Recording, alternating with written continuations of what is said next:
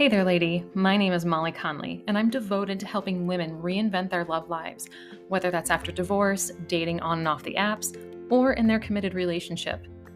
Why? Because I've been there.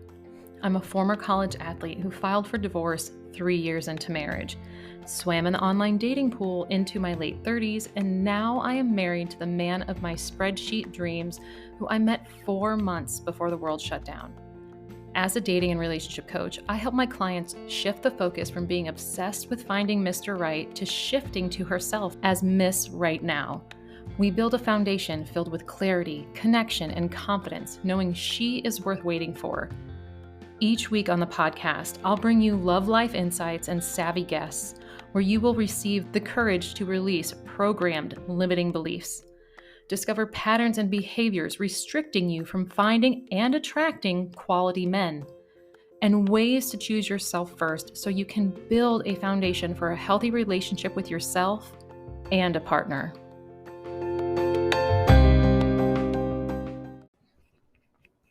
Hey there, lady. You're listening to another episode of the Reinventing the Arena podcast.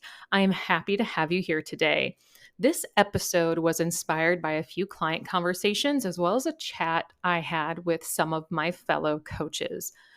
But before we get started, I wanted to remind you that I will be out on medical leave for at least the first 2 weeks of July, if not the entire month. Make sure to follow or subscribe to the podcast as I will be sharing episodes while I'm out. Of course, if you're on my email list, you always receive a reminder of the Tuesday podcast, but I have a few more things coming your way. If you want to get on my email list, you can either take my 16-question quiz that's going to walk you through different dating scenarios to discover what's sabotaging your love life, or you can go to my website, reinventingthearena.com, and sign up there on the homepage. Recently, I shared an episode about why ambitious, successful women struggle with finding love, but I didn't talk about what can happen when you have, different sabotaging behaviors showing up together. So I'm going to discuss a specific situation that includes the sabotaging behaviors of perfectionism and people pleasing. Now, I have a people pleasing episode that is coming out on Thursday, so go ahead and give that a listen later on this week, especially if you know you need help with that behavior. So, anyways, I found this issue with my clients and with my past self because I am a recovering people pleaser and a recovering perfectionist. But once you add the layer that makes us all so unique here, meaning the ambitious, successful, high achiever, you have this combination that can lead you to become a fixer.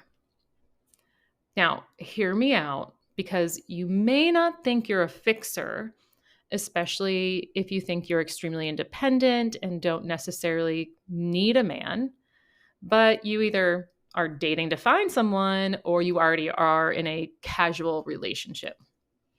You also might not think you're a fixer because you only like to be of service and don't think you're actually forcing anyone to change.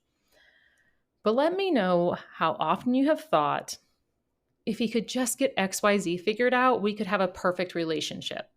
Or if he could just see his potential, then I know we would be able to make it as a couple. Or something close to either of those. Or actually, like, why not both? Like I said in episode 38, ambitious women are independent.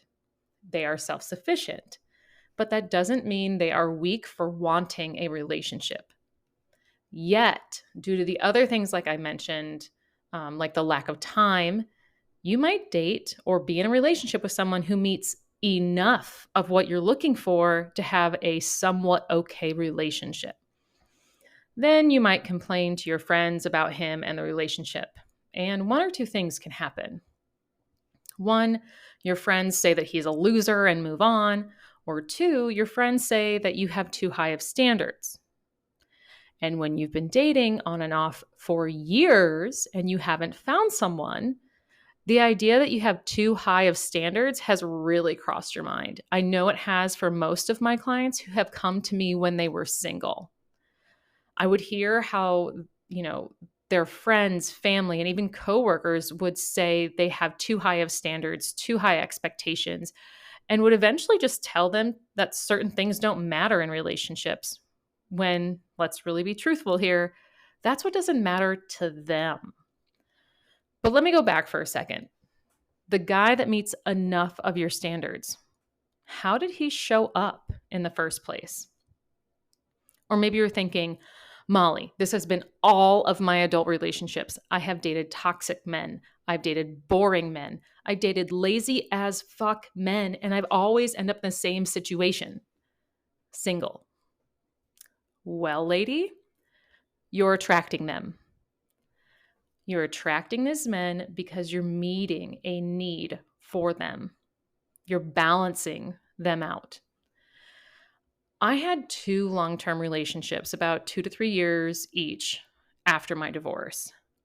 Back then, I thought they were cute, funny, and interesting. Not so many standards at that time, but I was, to them, I was so inspiring. And after a few months, they couldn't keep up in the direction I wanted to go in my life.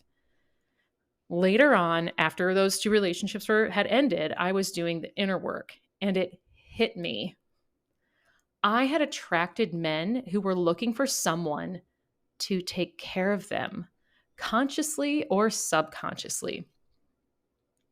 Both of these boyfriends did not have the closest relationship, let alone a healthy relationship, with their mothers. Both of them actually lived with their dads growing up because their moms couldn't care for them and when their parents got divorced. So, as an ambitious woman, you know how to take the lead. You know what you want in your career, what to do with your finances, how to set goals, and you still know how to show love and compassion to another person. This is attractive as fuck to a man who's never had that sort of affection from his mother and craves structure, even if they literally had no idea that's what they wanted as a child. So whenever you say you're proud of him or he looks handsome, it fulfills a void that has barely been filled before. So what ends up happening?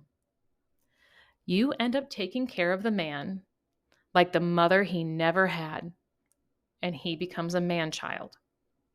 Now, I'm not saying men, like all men that have issues with their mothers are like this. I just happened to win the lottery with back-to-back relationships, yet it's something to be aware of. But what is an ambitious woman, successful woman like yourself, going to do if she's stuck with a man-child? Honestly, it sucks to say it, but you can't fix him. You cannot change him. You cannot wait around for him to get his shit together. Instead, you need to focus on yourself and go inward. You need to ask yourself, what makes you want to date a man like this in the first place? Is it his carefree living, his spontaneous behavior that leads to adventure? When I've talked to clients, friends, and even think back to my past relationships like this, majority of the time you see this side of a man as a romantic fantasy. Seriously, how many episodes of The Bachelor have you seen where the couple is whisked away on some private jet to some foreign country?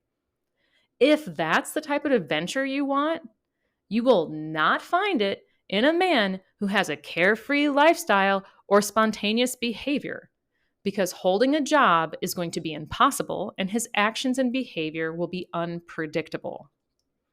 And if you're an ambitious woman, you need stability so that you can charge forward towards your own goals here.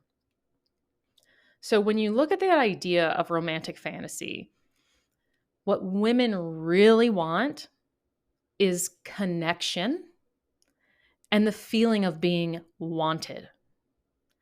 Yet, there's one area that tends to be ignored, and that is consistency with connection and feeling desired.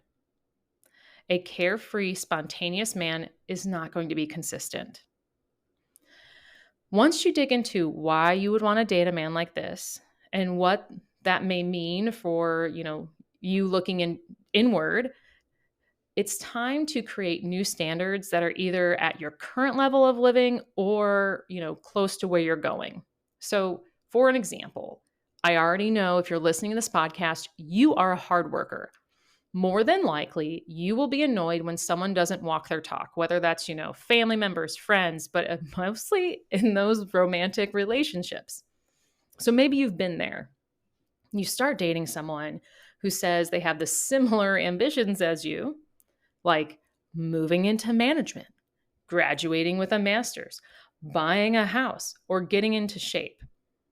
But after a few months, you find them just like laying on the couch, playing video games, or watching Netflix for hours instead of trying to accomplish their goals. And I don't mean like within 3 months they go buy a house. I mean taking the steps to get into shape. Like we know that these are long term goals, not like entire lifetime, but within, months to maybe years of something they want to accomplish. But if they are consistently laying around doing nothing that is going towards their goals, you have a problem here.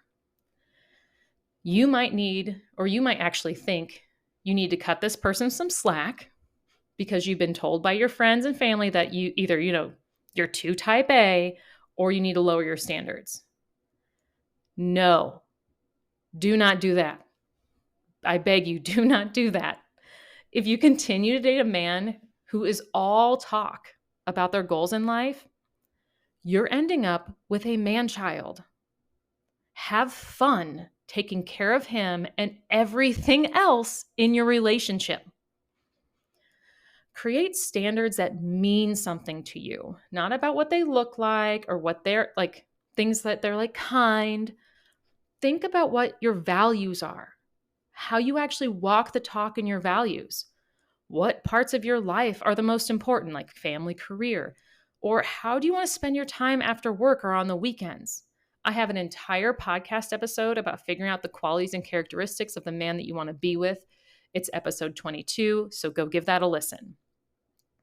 Now, after creating your list, more than likely you're going to hear it again.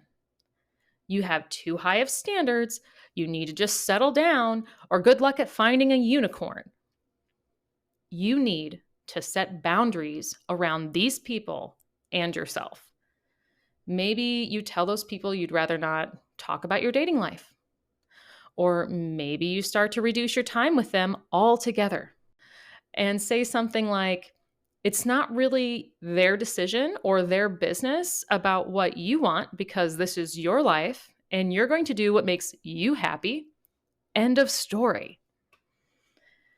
With that said, these 3 steps will work the best for you if you have done that inner work or at least started it so that you're aware of your blind spots and whose standards, maybe that's like society or your parents, and see if those are really showing up on your list.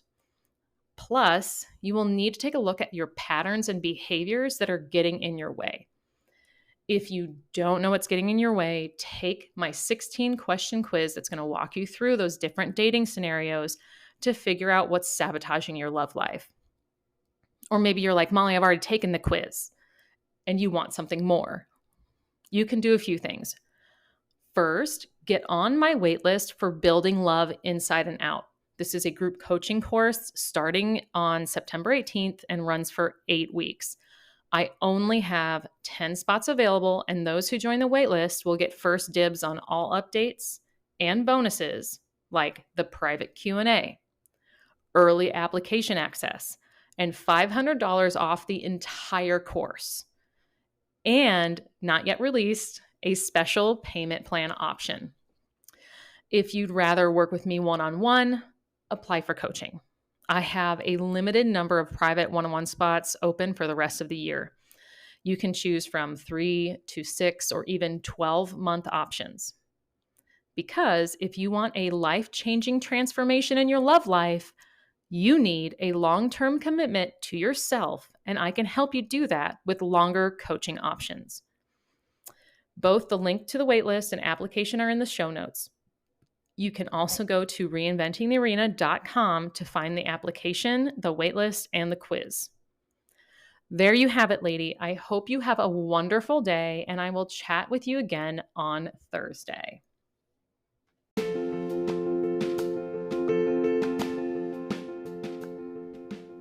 Thank you for listening to this episode. If this show has helped you in some way, big or small, please let me know by leaving a review wherever you listen to the podcast. It really helps other women just like you find the show. Have a good rest of your day, lady, and I will talk to you next time.